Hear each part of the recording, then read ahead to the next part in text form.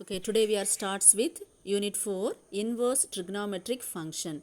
So in 11th standard you have to learn the sine function, cos function, tan function, then அதோட values 90 degree இருக்கும்போது அதோட values என்ன, then sin 90 minus theta அந்த formulas படிச்சிங்க, then sin a plus b அந்த மாதிரி formulas படிச்சிட்டிங்க. அதாவது sin cos tan function பற்றி நீங்கள் வந்து லாஸ்ட் இயரில் படிச்சிட்டிங்கப்பா. ஸோ இந்த இயரில் வந்து என்னென்னா inverse trigonometric function, that is sin inverse of x, cos inverse of x, tan inverse, அதே மாதிரி cosecant inverse, secant inverse, cot inverse. So இதை பற்றி படிக்க போகிறீங்க. ஓகேவாப்பா? So inverse trigonometric functions. Okay, so first some definitions கொடுத்துருக்காங்க பாருப்பா, some fundamental concept.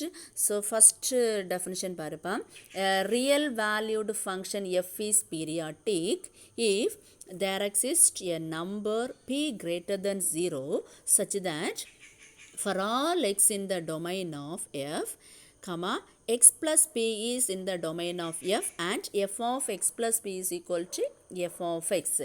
f of p ன்னு சொல்லக்கூடியது ஒரு நம்பர், சரியாப்பா? ஸோ ஒரு real value greater than 0. So அப்படி இருந்துச்சுன்னா எஃப்னு சொல்லக்கூடியது ஃபங்க்ஷன். ஸோ அந்த ஃபங்க்ஷனில் எஃப் ஆஃப் எக்ஸ் ப்ளஸ் பியும் எஃப் ஆஃப் பியும் ஈக்குவலாக இருக்கணும். ஸோ அப்படி இருந்துச்சுன்னா அதை தான் என்னென்னு சொல்கிறாங்கன்னா பீரியாட்டிக் அப்படின்னு சொல்லிட்டு சொல்கிறாங்க, சரியாப்பா? ஸோ ஃபார் எக்ஸாம்பிள் இதில் உனக்கு நான் ஒரு எக்ஸாம்பிள் சொல்கிறேன்ப்பா, உனக்கு அப்போ புரியும் பாருப்பா. அதாவது இப்போ ஒரு டே நம்ம எடுக்கிறோன்னு சொன்னால், இப்போ மிட் நைட் நம்ம 12 o'clock ஸ்டார்ட் பண்ணுறோம் அப்படின்னு சொன்னால், அது அப்படியே வந்து நமக்கு என்னதுப்பா, ஸோ நமக்கு நோன் மத்தியானம் 12 o'clock, தென் திரும்பவும் நமக்கு எங்கே போகும், மிட் நைட்டு 12 o'clock. இது ஃபஸ்ட்டு டேன்னு நீ எடுத்துக்கிட்டேன்னா ஓகேவா? தென் நெக்ஸ்ட்டு செகண்ட் டே எடுக்கும்போது உனக்கு எப்படிப்பா வரும், இதே ப்ரொசீஜர் தான் திரும்பவும் கண்டினியூஸ் ஆகிட்டே இருக்கும், கரெக்டு தானேப்பா? ஸோ தட் மீன்ஸ் எனது இந்த மிட் நைட்டு 12 o'clock தொடங்குகிறோம், தென் நூன் 12 o'clock, தென் திரும்பவும் மிட் நைட்டு 12 o'clock, சரியாப்பா?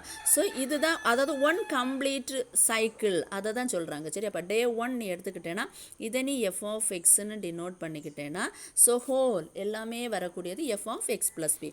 இப்போ இந்த எஃப் ஆஃப் எக்ஸோட இந்த சைக்கிள் தான் உனக்கு நெக்ஸ்ட்டு சைக்கிளும் அதே தான் வரும், கரெக்டு தானேப்பா? ஸோ இந்த எஃப் ஆஃப் எக்ஸும் எஃப் ஆஃப் எக்ஸ் ப்ளஸ் பியும் எப்படி இருக்கும், ஈக்குவலாக இருக்கும். ஸோ எல்லா டேஸுக்கும், அதாவது பின்னு சொல்லக்கூடியது some real number which is greater than 0. So என்னது நம்ம நெக்ஸ்ட் டே எல்லா டேஸுக்கும் எடுக்கக்கூடியதும் எப்படி தான் வரும், ஈக்குவலாக வரும். புரிஞ்சிச்சாடா? அதுதான் இதில் கொடுத்துருக்காங்க. எஃப் ஆஃப் எக்ஸ் ஃபஸ்ட் டேக்கு எடுக்கக்கூடியதும், தென் அதுக்கப்புறம் ஹோல் டேஸ் நம்ம மென்ஷன் பண்ணி எடுக்கக்கூடியதும் எப்படி இருக்கும், ஈக்குவலாக இருக்கும். So that is f of x equal to f of x plus p. ஓகேவா? அப்போ எப்படி இருந்துச்சுன்னா அதை தான் பீரியடுன்னு சொல்லிட்டு சொல்கிறோம், சரியாப்பா? ஸோ நெக்ஸ்ட் அந்த பீரியடுக்கு இந்த வேல்யூஸ் கொடுத்துருக்காங்க பாருப்பா, third line. For instance sine cos cosecant secant e power i x, இதோட பீரியட் என்னென்னு வரணும்ப்பா, 2πன்னு வரும். So that is 2π. சைன் ஃபங்க்ஷனுக்கு நம்ம வந்து படிக்கும்போது அதில் பீரியட் பார்ப்போம், சரியாப்பா? ஸோ அதாவது என்னென்னா ஒன் கம்ப்ளீட் ரெவல்யூஷன். இப்போ நீ சைன் ஃபங்க்ஷன் எடுத்துக்கிட்டேன்னா 0ல் ஸ்டார்ட் பண்ணி இந்த மாதிரி வரும்ப்பா கிராஃப், தென் திரும்ப நமக்கு இந்த மாதிரி முடியும் போது தான் ஒன் கம்ப்ளீட் சைக்கிள், கரெக்டு தான்? அப்போ இங்கேருந்து ஸ்டார்ட் பண்ணி இங்கே வந்து முடிகிறோம், இதான் ஒன் கம்ப்ளீட் சைக்கிள். ஸோ அப்போ இது 0வாக இருக்கும், இந்த வேல்யூ அதுவாக இருக்குன்னா 2π. ஸோ அதுதான் சொல்லியிருக்காங்க, பீரியட் வந்து 2π. எதுக்கெல்லாம் பீரியட் 2π இருக்கும், சைன் காஸ் கொசிகன் சீக்கன் தென் இ பவர் ஐஎக்ஸ்.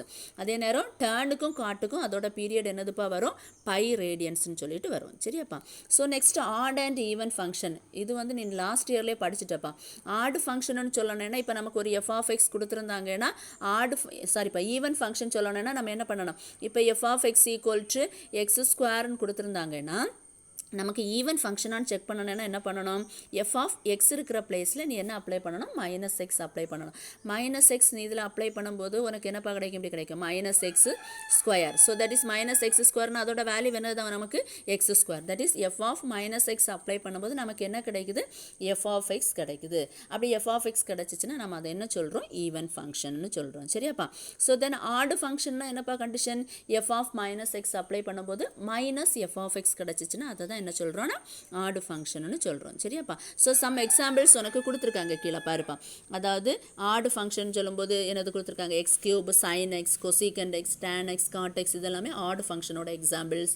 தென் x square, cosecant cos x, secant x, இதெல்லாமே ஈவனோட ஈவன் ஃபங்க்ஷனோட எக்ஸாம்பிள்ஸ். ஓகே பாப்பா. ஸோ நெக்ஸ்ட் வந்து டொமைன் ரேஞ்ச் கொடுத்துருக்காங்க பாருப்பா. ஸோ சைன் ஃபங்க்ஷனோட டொமைனும் ரேஞ்சும் கொடுத்துருக்காங்க. சைன் ஃபங்க்ஷனோட டொமைன் அப்படின்னா அதை நம்ம மேப்பில் டிஃபைன் பண்ணும்போது இப்படி டிஃபைன் பண்ணுவோம். சரியாப்பா. சைன் ஃபங்க்ஷனோட மேப் எப்படி டிஃபைன் பண்ணுவோம்? எங்கே இருந்தேங்க?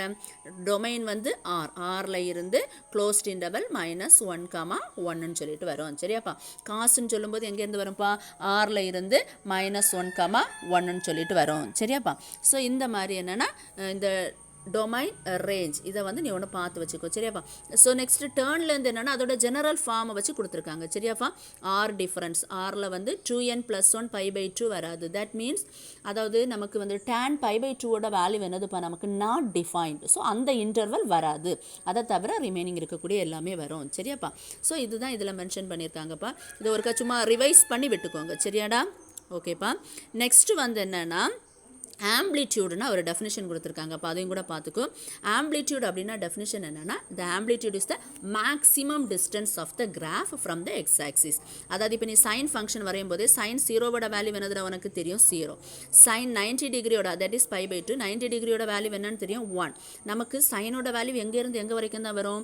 -1 இருந்து 1 வரைக்கும் தான் வரும். ஸோ அப்போ மேக்ஸிமம் டிஸ்டன்ஸ் எவ்வளோ தான் வரும்? நமக்கு 1 தான் வரும். ஸோ அந்த மேக்ஸிமம் டிஸ்டன்ஸை தான் என்னன்னு சொல்கிறோம்? ஆம்ப்ளிடியூட். ஸோ இப்போ நம்ம கிராஃப் வரையும்போது இந்த மேக்ஸிமம் டிஸ்டன்ஸ் இதை தான் நம்ம என்னன்னு சொல்கிறோம்? ஆம்ப்ளிடியூடுன்னு சொல்கிறோம்.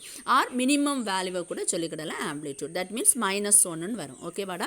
த amplitude is the maximum distance of the graph from the x axis. இல்லைன்னா எப்படி சொல்லலாம்?